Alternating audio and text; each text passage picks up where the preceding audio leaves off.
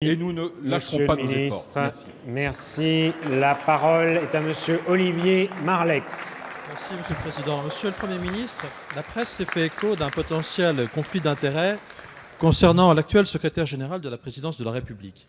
Dans ses différents postes, à l'Agence des participations de l'État, comme directeur adjoint et enfin comme directeur de cabinet de 2 ministres de l'économie, ce haut fonctionnaire a été amené à connaître des décisions de financement, de crédit à l'export ou de garantie de l'État pour aider le croisiériste italo-suisse MSC.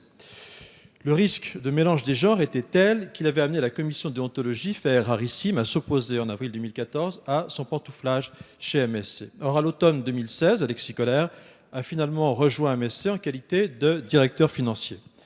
À cette date, la période de 3 ans qui interdit à tout agent public de rejoindre une entreprise privée avec laquelle il a eu à traiter dans le cadre de ses fonctions, en la contrôlant, en la surveillant, en formulant des avis la concernant, n'était pourtant pas écoulée.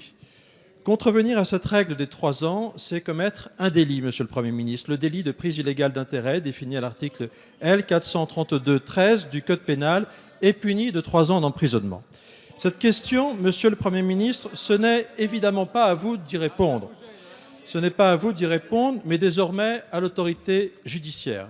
Votre responsabilité, en revanche, c'est qu'il ne doit pas y avoir de risque de collusion entre la défense des intérêts publics et de défense des quelques intérêts privés dans notre pays. Le doute sur la morale publique est un poison pour notre République. L'an dernier, votre gouvernement a présenté avec tambour et trompette une loi de moralisation qui a soigneusement repoussé tous les amendements concernant la haute fonction publique.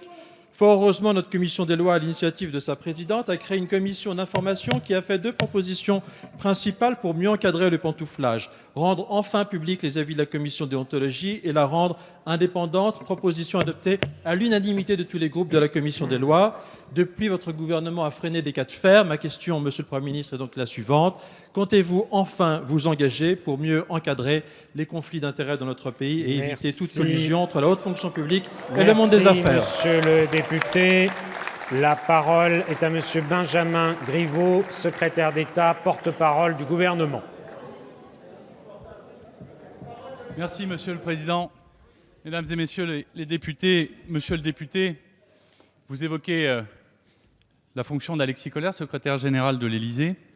Sachez que, à chaque fois que, lors de sa carrière, il a été amené à changer de fonction, une commission compétente, d'ailleurs vous avez rappelé qu'elle existait, l'a autorisé ou pas à pouvoir exercer ses nouvelles fonctions. À chaque fois, il s'est tenu strictement au respect de la règle édictée par la commission.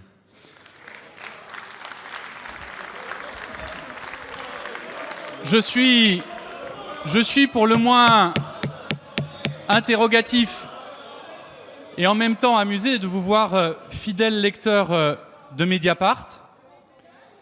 Je vous demande de respecter les choix de carrière qui ont été ceux d'Alexis Kohler. Je m'étonne de la surprise qui est la vôtre qu'on puisse servir l'État et connaître aussi un travail dans le secteur privé. Il est à mon avis utile pour la qualité sur ces bancs, comme ailleurs dans la haute fonction publique, d'avoir justement des hauts fonctionnaires qui connaissent le monde de l'entreprise. Croyez-moi, ça ne peut rendre que les textes adoptés meilleurs et que les décisions publiques prises meilleures également. Vous dire enfin que, et là c'est un propos plus personnel, je connais bien Alexis Kohler, je connais son intégrité et il ne vous fait pas honneur, monsieur le député, de l'avoir mise en cause ici, publiquement.